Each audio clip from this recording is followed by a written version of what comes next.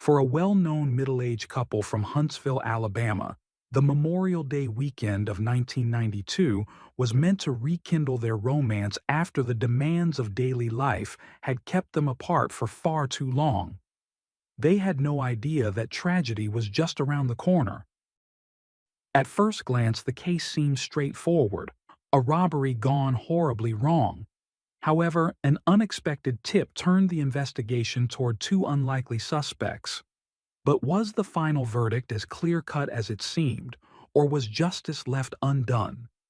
Regardless of how Dr. Wilson was killed, the real question remained: who didn't commit the crime?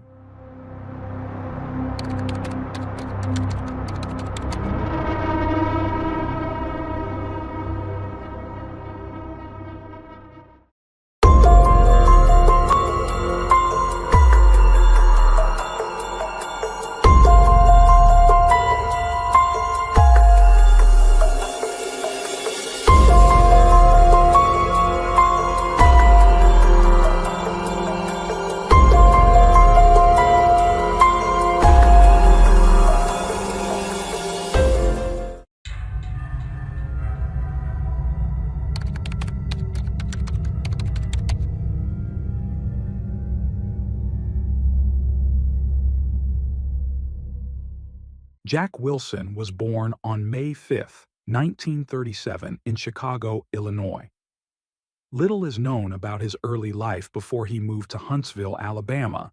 He had been married and divorced, with 3 children from his first wife. After the end of that marriage, Jack sought a fresh start and relocated to Huntsville. While establishing his ophthalmology practice, Dr. Wilson also worked as a consultant and performed eye surgeries at a local hospital. Friends, employees, and patients often described him as a kind man with a sharp sense of humor. Jack quickly became a beloved figure in the community, known not only as a gentleman but also as a compassionate doctor. In many cases, he treated patients free of charge if they couldn't afford his medical fees. Love returned to Jack's life when he met his second wife, Betty Woods. She worked as a nurse at the same hospital where Jack was employed. The two grew close while attending to a patient during the same shift. Their whirlwind romance led to Jack proposing, and Betty happily accepted. They married in 1978 and, despite their busy schedules, managed to make their marriage work. Those who knew them saw a deeply devoted couple. Jack often spoiled Betty with expensive gifts and trips, while Betty showered him with love and attention. Together, they lived in a grand brick mansion in an upscale neighborhood. For the next 14 years, they shared a mostly peaceful relationship. However, there were occasional arguments, often over Betty's drinking problems and Jack's demanding work schedule. Adding to their personal troubles was Jack's advanced Crohn's disease, which severely impacted his digestive system and required him to use a colostomy bag, causing strain on their intimate life. But Jack was determined to make things work. With Memorial Day weekend in 1992 approaching, he planned a romantic getaway to Santa Fe, New Mexico, just for the two of them. Sadly, his plans never materialized. On Friday afternoon, May 22, 1992, Jack left his office at 4 p.m. and returned home to prepare for their trip. The following morning, neighbors saw him outside, placing a political campaign sign in his yard with a metal baseball bat around 4:30 p.m. That was the last time anyone saw Jack alive. At 9:30 p.m. on that same Friday, Betty returned to the house she shared with Jack after attending an Alcoholics Anonymous meeting. She called out for him as she entered, but there was no answer. Betty headed upstairs to start packing for their trip the next day, only to find Jack lying unconscious and covered in blood in the hallway outside their bedroom door. Terrified, she fled the house, fearing the intruder might still be inside. She ran to a neighbor's house and asked them to call 911. Officers arrived within minutes, but it quickly became apparent this was no ordinary break-in. It was a murder. Near Jack's body, they found what appeared to be the weapon, a metal baseball bat. Police brought in sniffer dogs to search for evidence that might have been missed. They discovered a cut phone line in the bedroom and a ski mask lying on the bed.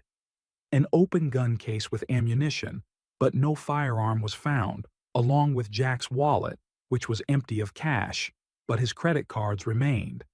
A sweep of the house revealed that the intruder had not ransacked other rooms.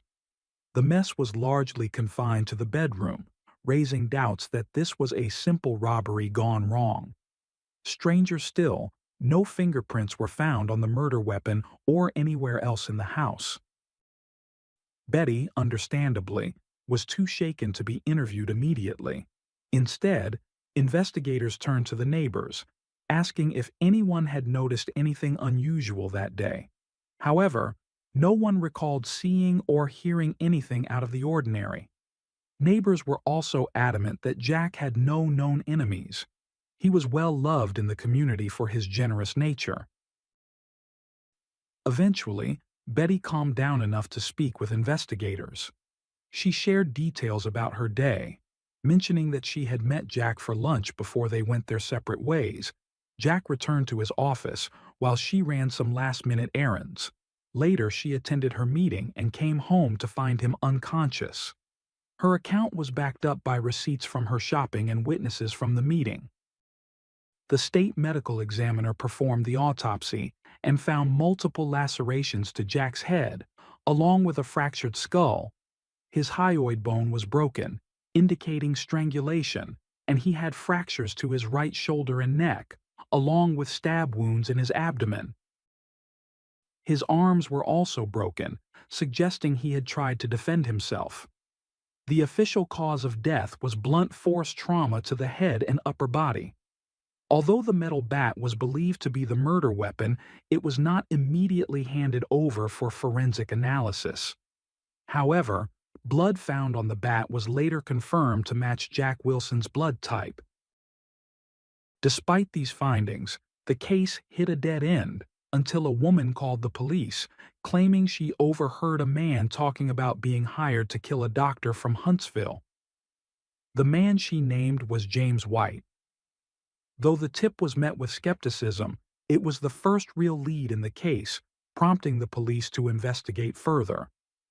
Investigators traveled to Vincent, Alabama, where 42-year-old James White lived in a mobile home on the outskirts of town. Since his divorce, James had been working part-time as a maintenance man at Vincent Elementary School. A background check revealed a troubled past. James had been dishonorably discharged while serving in Vietnam and had turned to alcohol and drugs to cope with the trauma.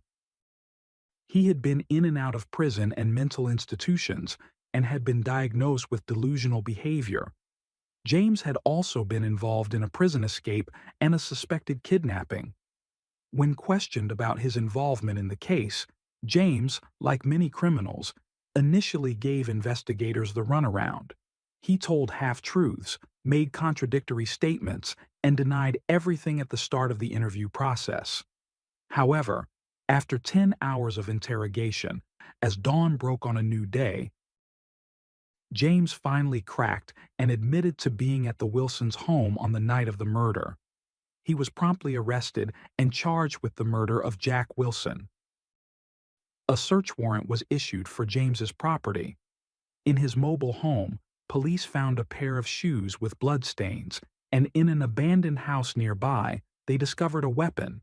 In his truck, they found a book of poetry. While in custody, James began sharing several stories, the most significant involving a woman named Peggy, a first-grade teacher at Vincent Elementary School. James claimed he had done some carpentry work for Peggy, who supposedly developed feelings for him and started confiding in him about her unhappiness in her marriage. According to James, Peggy had once floated the idea of killing her husband but later backed out. However, she then asked James if he could help her sister hire someone to kill her sister's husband instead.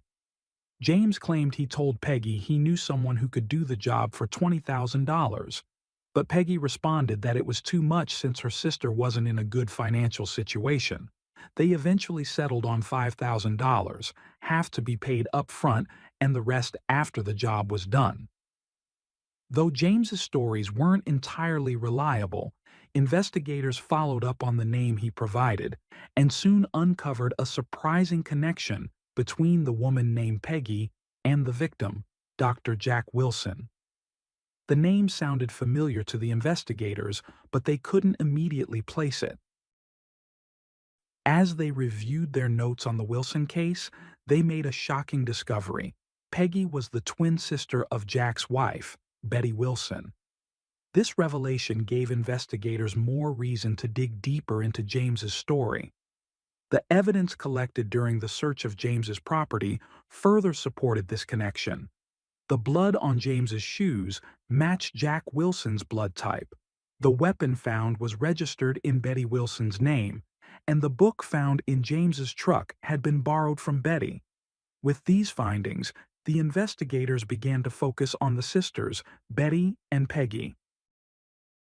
Betty and Peggy were born on July 14, 1945. As fraternal twins, they had two older sisters and a challenging childhood, with their father often venting his frustrations on the family, both emotionally and physically. As they grew older and became teenagers, their differences in personality became more apparent. Peggy was a social butterfly with strong values and was even crowned homecoming queen. Betty, on the other hand, was rebellious, challenging authority and disregarding her parents' rules. She preferred the company of boys and wild parties. Both sisters married right after high school, had children, and eventually divorced. Peggy moved to Vincent, where she met and married a church deacon, dedicating her life to family and the church. In contrast, Betty moved to Huntsville, where she continued her party lifestyle. She enrolled in the nursing program at the University of Alabama, specializing in kidney dialysis. In 1976, she met Dr. Jack Wilson while working as a nurse, and they eventually married. Those close to the couple noticed that Betty thrived on the lifestyle Jack's wealth provided, enjoying the financial benefits that came with it. However, her relationship with her husband was more complicated.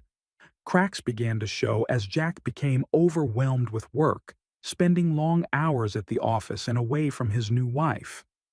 Betty grew bored with his absence and turned to alcohol as a coping mechanism for her loneliness. She often partied late into the night, coming home intoxicated and ready to argue with Jack. Additionally, Jack's illness had become a strain on their relationship. Due to his colostomy, Jack could no longer maintain an intimate relationship with Betty, which led to a breakdown in their physical connection. According to a former housemate, Shirley Green, there was an incident where Jack's colostomy bag came loose during intercourse, causing a mess in the room. This led Betty to lose her temper with Jack. Afterward, she insisted they sleep in separate bedrooms and lead separate lives. Green also testified that Betty openly had affairs, often bringing lovers into the house while Jack was at work. Reports suggested that Betty eventually suffered from a pancreas-related illness and attempted to improve her behavior by joining Alcoholics Anonymous. However, she continued her affairs due to Jack's frequent absences, a fact she admitted to investigators during interviews. Despite their struggles, both Jack and Betty, having endured failed marriages before, were determined not to go through another divorce. Instead, they agreed to give their marriage another shot. It became increasingly clear to investigators that their attempts at reconciliation were merely a facade. The circumstantial evidence against Betty was overwhelming, leading to the arrest of Betty Wilson and Peggy on May 27, 1992, both charged with conspiracy to commit murder. Although investigators and prosecutors had their suspects in custody, they still needed to build a solid case to convict Betty and Peggy.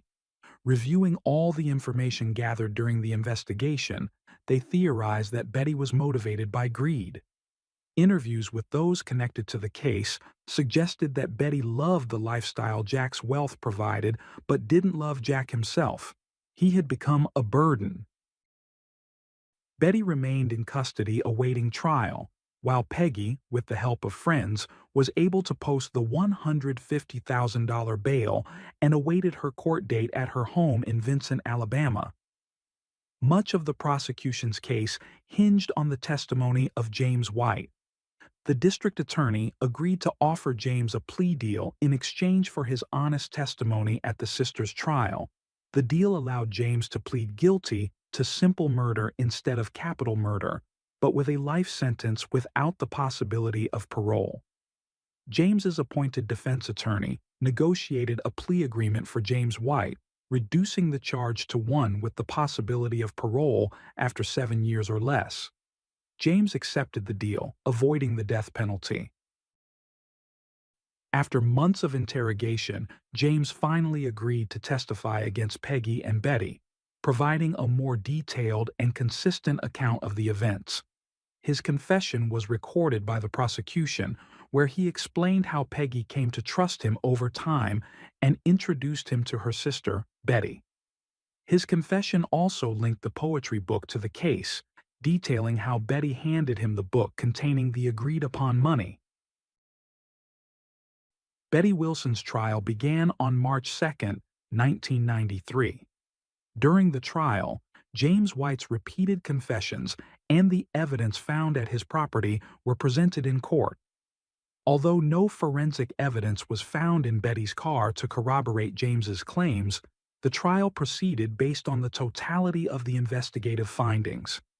The prosecution focused heavily on Betty's character, portraying her as a manipulative woman driven by greed and dissatisfaction. Witnesses testified about Betty's numerous affairs and her volatile relationship with Jack, highlighting that her motivation for the murder was to inherit Jack's wealth. Betty's former housemate testified that Betty often ridiculed Jack and openly had affairs in their home. Marianne Lowe, who attended AA meetings with Betty, testified that she ended her friendship with her after discovering that Betty had used her as an alibi for her affairs.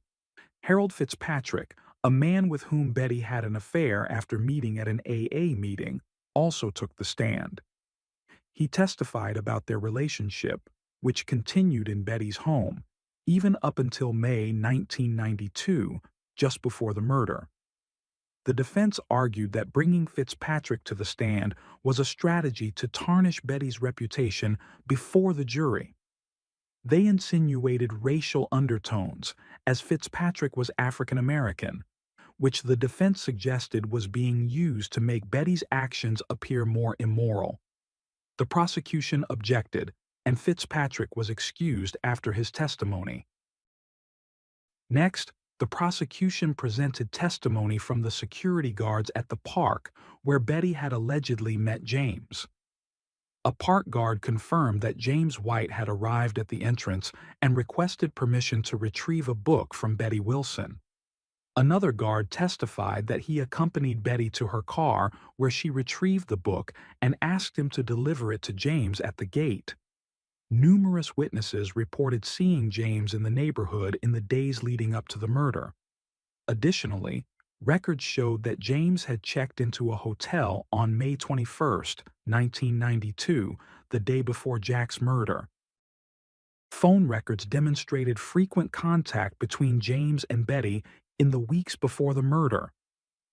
The prosecution argued that these interactions, combined with the evidence found in James's truck, pointed to a clear conspiracy between Betty and James.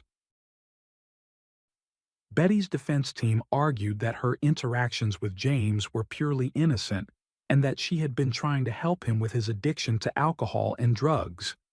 They claimed the money given to James was meant to assist him in attending an AA meeting at the park and to reserve a room, not to pay for Jack's murder. After hearing all the evidence and testimonies, the jury deliberated for 2 days before returning with a verdict.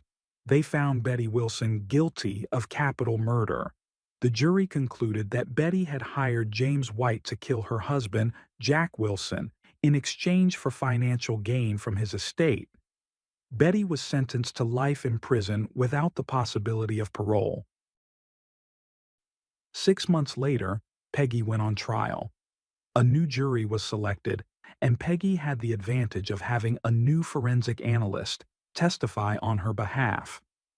James returned to the stand during Peggy's trial, but his confession was now vague and inconsistent, with key details changed, such as the time Betty allegedly picked him up after the murder. The prosecution presented the same evidence and witnesses in Peggy's trial as they had in Betty's. The major difference in Peggy's case, however, was her character. Unlike her sister, no one had anything negative to say about the beloved first-grade teacher. Peggy was portrayed as a devoted wife and mother and a dedicated member of the church, always willing to help those in need. The forensic analyst's testimony was crucial in undermining James's confession and the state's theory of the murder. He argued that James's claim of acting alone was false, suggesting that it would have taken two people to carry out the attack and move Jack's body. He also pointed out that Jack had likely been attacked elsewhere and moved to the hallway, as there were no blood splatters in the original crime scene. He also highlighted that James had not identified the baseball bat as the murder weapon. According to him, fibers from Jack's hair should have been found on the bat if it had been used to strike him, but none were present. Instead, he theorized that a fireplace poker was likely used, given the type of puncture wound found on Jack's shoulder, and that the weapon had been removed from the crime scene. Peggy's defense team argued that she had no motive to conspire to kill her brother-in-law and lacked any malicious tendencies, a fact supported by numerous testimonies praising her character and her role in the church and community. After just 2 hours of deliberation, the jury found Peggy not guilty of all charges. Peggy was acquitted, and the case against her was closed. Life in Huntsville began to return to normal after the sensational murder-for-hire case. But the story didn't end there. In 1994, 1 year after the trials, James White recanted his confession. He claimed that he had been pressured by investigators to testify against Betty Wilson and Peggy in exchange for a lesser charge. In his new statement, White expressed a desire to right the wrong he had done to Betty. He also mentioned that he suffered from blackouts and couldn't remember the events leading up to or during Jack Wilson's murder. Prosecutors warned James that retracting his confession could result in him facing the death penalty. During a second appeal for Betty Wilson, James White invoked his Fifth Amendment right, refusing to answer questions about his prior statements. Over the years, James's story continued to change. He was denied parole in both 2004 and 2020 and remains incarcerated. After her acquittal, Peggy returned to her teaching job and gave numerous interviews over the years, where she continued to assert Betty's innocence. Betty Wilson has exhausted all her appeals, with the court remaining firm in its conviction that she was responsible for conspiring to hire a hitman to kill her husband, Jack Wilson. Despite James White's ever-changing story, the court believes his initial confession during Betty's trial was credible and provided key evidence leading to her conviction. In 2006, while incarcerated, Betty remarried former Marine Robert Campbell, who had become fascinated by her case after watching an episode of 48 Hours about it. However, Alabama law does not permit conjugal visits.